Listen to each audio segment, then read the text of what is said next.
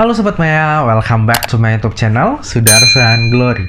Apa kabar Sobat Maya semuanya? Saya harap semuanya seperti biasa ya, selalu sehat, selalu bahagia, dan makin sukses. Nah Sobat Maya, di video sebelumnya saya ada bicara seperti ini. Loss itu emang nggak enak, tetapi kadang loss itulah yang bikin kita lebih aware tentang resiko di pasar modal, lalu kemudian bertahan, dan hingga pada akhirnya bisa meraih cuan secara konsisten.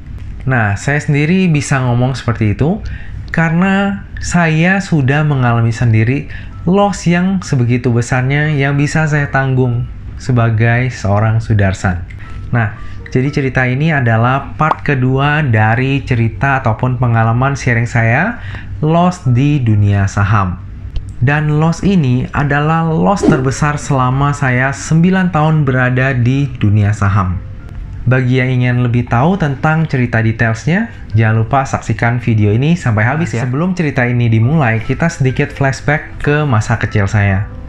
Jadi saya itu terlahir dari keluarga yang biasa-biasa aja dan sangat sederhana. Dari SD hingga SMA, saya selalu mendapatkan beasiswa ataupun keringanan uang biaya sekolah. Dan puji Tuhan, hingga masuk ke universitas, itu saya pun masih mendapatkan beasiswa. Nah, pada saat berkuliah, saya udah mencari uang tambahan nih dengan menjadi tim promosi di universitas saya. Nah, emang nggak terlalu banyak ya, tapi udah cukup lah untuk membiayai kehidupan saya selama berkuliah. Nah, di masa kuliah ini, saya juga mengenal yang namanya game Three Kingdom Online. Nah, jadi bagi Sobat Maya yang pernah main Three Kingdom Online juga, dulu nick saya itu Dongfang Xiang JR. Nah, jadi kalau di Three Kingdom itu, kita ada yang namanya ranking list. Dari yang level tertinggi, hingga yang punya gold paling banyak ataupun orang yang paling kaya di game tersebut. Nah, saat itu, Dongfang Xiang JR pernah menjadi orang terkaya nomor 1 di seluruh Three Kingdom Online Indonesia. Jadi di saat orang-orang ataupun teman-teman saya itu bermain game untuk hobi ataupun menghabiskan uang, saya kebalikannya. Saya menghasilkan uang dari game Three Kingdom Online ini lumayan banget. Bahkan bisa membiayai kehidupan saya bisa membeli barang yang saya inginkan, dan saya juga bisa menabung. Sehingga orang tua saya itu nggak perlu lagi mengirimkan uang kepada saya. Jadi uang bulanan itu nggak perlu dikirimkan. Saya bisa hidup dari hasil game ini. Sayangnya waktu itu belum ada streamer ya, ataupun saya belum mengerti cara memonetisasi game itu lebih baik lagi. Jadi waktu itu saya melakukan trade jual beli, jadi saya menjual goldnya yang di game dengan uang rupiah asli. Tentu saja walaupun punya uang, hidup hemat tetap saya pelihara ya. Jadi dulu itu saya benar-benar hemat banget. Itu hampir setiap hari saya makan di warteg. Makannya cuma nasi setengah, lalu ya sayur sama telur. Kayak dulu tuh saya kurus banget. Nih dulu saya sekurus ini Sobat Maya. Waktu pun berlalu dan akhirnya saya kerja. Di saat saya bekerja, saya itu selalu membawa minuman ataupun membawa makanan dari rumah, ataupun saya makan tuh hanya di kantin karyawan. Tujuannya untuk apa? Tujuannya tentu saja untuk berhemat. Banyak sih teman-teman kantor saya yang menyindir saya. Ya, saya memaklumi lah sindiran itu ya. Tapi saya sadar, saya bukan anak orang kaya dan saya juga bukan orang kaya. Jadi rasanya saya nggak perlu gengsi untuk hal itu. Dari dulu saya juga udah banyak kerjaan sampingan ataupun side job. Di saat jam kerja saya benar-benar kerja, lalu sepulangnya kerja saya nggak pernah nongkrong Sobat Maya. Saya itu pasti mengerjakan sesuatu yang menghasilkan uang lagi. Saya dulu pernah menjadi agen asuransi dan saya akui itu pekerjaan yang duitnya gila banget. Tapi seiring berjalannya waktu, saya merasa bahwa ini bukan jalan saya nih. Hingga pada akhirnya saya quit. Lalu dulu itu apa aja saya jual? Mulai dari mooncake, kerupuk, jajanan, pulsa, token listrik, dan masih banyak barang lainnya yang saya jual. Kalau ada teman kantor saya yang menonton video ini, pasti itu langsung ngakak saat ini juga. Kenapa? Karena kayak kocak banget sih pasti melihat kelakuan saya saat itu. Apa aja saya jualin. Nah, singkat cerita, setiap pendapatan saya pasti saya sisihkan dan taruh di rekening saham. Sedikit demi sedikit, lama-lama jadi bukit juga. Apalagi di saat itu IHSG itu lagi bagus-bagusnya. Dari 2013 hingga awal 2015 itu bener-bener kayak kita beli apapun itu cuan Sobat Maya. Jadi saya strateginya gini, kalau misalnya saham udah turun agak banyak, saya beli, pada saat rebound saya jual. Saya benar-benar nyaman dengan strategi ini, karena saya bisa melakukan hal ini tanpa meninggalkan pekerjaan saya ataupun meninggalkan kerjaan sampingan saya.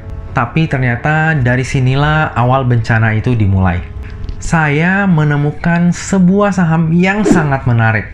Laporan keuangannya bagus, perusahaannya perusahaan teknologi, masa depannya cerah, udah go internasional, dan harganya itu udah turun lebih dari 90%. Saat itu di pikiran saya, cuma ada satu hal yang terlintas Sobat Maya. Ini saham udah bener-bener under value, pasti bakal rebound gila-gilaan. Gimana enggak, harga tertinggi dari saham ini adalah Rp9.000 dan harga pada saat saya tertarik di saham ini adalah di seratusan rupiah. Sampai di sini ada nggak Sobat Maya yang tahu tentang saham ini? Nah, bagi yang udah bisa menebak, benar banget. Saham tersebut adalah INVS ataupun Inovasi Infracom. Nih kita coba lihat chartnya ya. Jadi harga tertingginya itu ada di Rp9.000 dan harga terakhirnya ada di 105. Jadi saya mulai membeli saham INVS ini di Januari 2015. Saya terus-terusan average down terus di saham ini, sehingga dana yang saya taruh di saham INVS ini udah mulai menggelembung banyak sekali. Ini pun saya merasa masih ada untungnya. Kenapa untung? Karena akhirnya sahamnya disuspend. Kalau misalnya nggak disuspend, mungkin saya benar-benar akan top up terus sampai benar-benar duit saya ataupun bahkan sampai memakai margin untuk top up di saham ini. Jadi untung aja saham ini disuspend sebelum saya melakukan top up yang lebih gila lagi. Oke, lalu dengan sisa dana yang ada, saya tetap melakukan trading saham dan puji Tuhannya lumayan menghasilkan. Saat itu saya belum mengerti nih Sobat Maya tentang kengerian suspensi. Jadi ya udahlah, saya tetap jalanin hidup seperti biasa aja.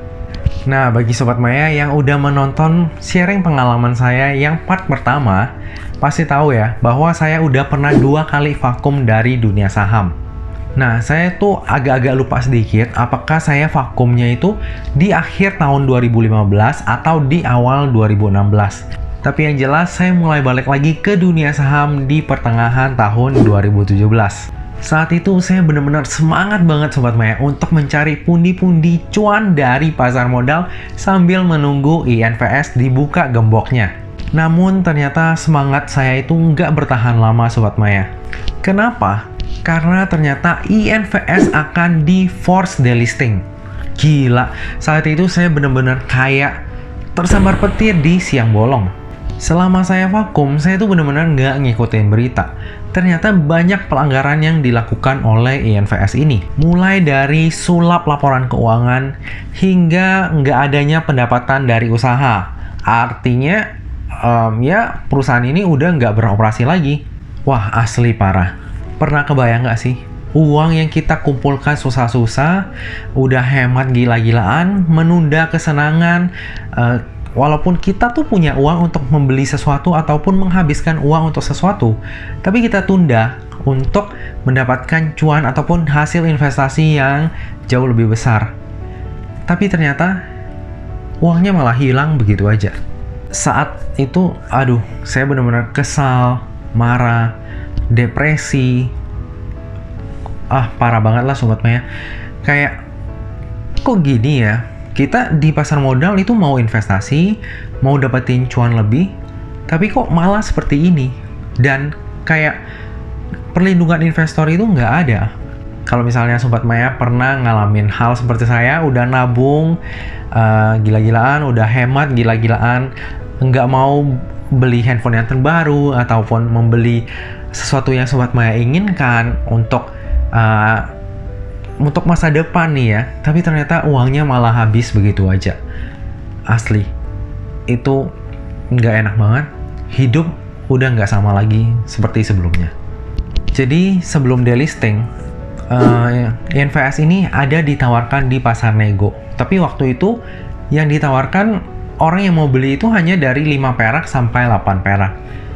Jadi ya untuk apa saya jual, rasanya nggak rela ya. Uang hilang sebegitu banyak. Ya, alhasil hingga saat ini masih ada portonya INVS di portofolio saya. Nih nilainya. Asli, menurut saya mungkin bagi beberapa sobat Maya nilai ini nggak besar ya.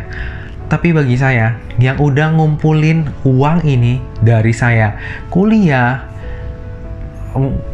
ya ini rasanya parah banget. Ini benar-benar memukul saya. Karena kejadian ini, maka ada vakum yang kedua. Saya sendiri pada saat membuat video ini sebenarnya rada gimana gitu ya, kayak membuka luka lama yang udah hampir hilang, tapi sekarang dibuka lagi. Tapi nggak apa-apa. Saya rasa luka ini akan jadi lebih bermakna jika saya bisa sharing ini kepada Sobat Maya, lalu merimain Sobat Maya nih bahwa ada loh resiko seperti ini di pasar modal. Mungkin banyak Sobat Maya yang terjun di dunia pasar modal karena tergiur nih dengan cuan yang selalu dipamerkan oleh influencer saham. Tapi kadang kita tuh lupa bahwa selalu ada resiko yang mengintai di pasar modal. Jadi jangan hanya tergiur dengan cuannya, tapi Sobat Maya juga harus lebih aware tentang resikonya. Setelah vakum yang kedua ini, saya mulai ikhlas, lalu akhirnya masuk lagi ke dunia saham. Waktu saya masuk lagi, saya jauh lebih serius daripada sebelum-sebelumnya. Saya belajar yang namanya analisa fundamental, analisa teknikal, bandarmologi, belajar tentang corporate action, belajar tentang analisa sentimen, money management, dan masih banyak hal lainnya. Pasar modal pastinya nggak pernah luput dari yang namanya resiko ya. Tapi jika kita bisa memanage resiko itu dan mengambil kesempatan yang tepat, potensi cuan di pasar modal ini sangat besar. Makanya bagi Sobat Maya yang mungkin saat ini mengalami loss, jangan pernah menyerah, tetap belajar, tetap semangat. Pelan-pelan pasti Sobat Maya akan menemukan stylenya Sobat Maya itu seperti apa, yang paling cocok dengan Sobat Maya itu apa. Mulai pelan-pelan, step small, sampai akhirnya menjadi sesuatu yang besar. Nah, dari pengalaman saya di INVS, paling nggak ada 3 hal penting yang saya dapatkan. Yang pertama adalah tentang pentingnya diversifikasi. Jangan pernah all in di satu saham. Kita tuh nggak akan pernah tahu tentang masa depan sebuah emiten. Mungkin saja saat ini bagus, tapi kita nggak tahu di dalamnya itu seperti apa. Bagi Sobat Maya yang udah lama di dunia saham, pasti tahu ya, emiten bernama Tele. Pada zamannya, ini adalah saham yang sangat luar biasa. Kinerjanya bagus, lalu di backup juga oleh Telkom.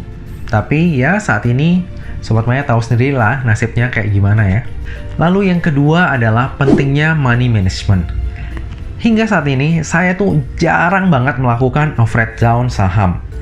Kecuali sahamnya saya yakin banget bahwa masih punya prospek di masa mendatang, harganya udah terlalu murah, dan juga saya yakin bahwa ada kesempatan untuk rebound. Selain itu, saya nggak akan pernah lagi average down. Kenapa? Karena mungkin dengan melakukan average down, harga rata-rata pembelian kita itu akan berkurang. Tapi Sobat Maya jangan lupa, resiko yang kita tanggung itu juga semakin besar. Jadi pastikan Sobat Maya bijak-bijak dalam menggunakan average down ini ya. Lalu hal yang terakhir ataupun hal yang ketiga yang penting banget menurut saya. Harga saham yang murah itu belum tentu under value. Bisa jadi saham tersebut memang udah murahan dan udah dibuang oleh internal perusahaan ataupun orang-orang yang mengetahui terlebih dahulu tentang buruknya perusahaan tersebut. Jadi bagi Sobat Maya yang saat ini mengincar nih saham yang udah turun banyak, nah, kita harus benar-benar analisa kembali nih Sobat Maya. Apakah penurunan harganya itu memang hanya penurunan karena faktor pasar yang sementara, atau ada something wrong di dalam perusahaan tersebut? Jangan sampai kita anggap murah, tapi ternyata memang murahan. Nah Sobat Maya, demikianlah sharing tentang pengalaman loss saya hari ini. Video ini merupakan video pengalaman sharing loss saya yang terbesar selama saya ada di dunia saham. Semoga aja dengan sharing pengalaman ini, Sobat Maya juga jadi lebih aware tentang resiko yang ada di pasar modal. Tentunya berharap untuk cuan itu sah-sah aja, boleh-boleh aja, tapi jangan pernah lupakan tentang resiko ini. Dan bagi yang saat ini lagi mengalami loss, jangan pernah menyerah, karena potensi di pasar modal itu sangat besar ke depannya. Loss itu adalah part of the game. Tapi kalau misalnya Sobat Maya menyerah, itu adalah the end of the game. Nah Sobat Maya, akhir kata jangan lupa untuk selalu jaga kesehatan, jangan lupa untuk selalu bahagia, dan semoga perjalanan investasi kita selalu cuan bareng-bareng ya. Sampai jumpa di video selanjutnya. Dah.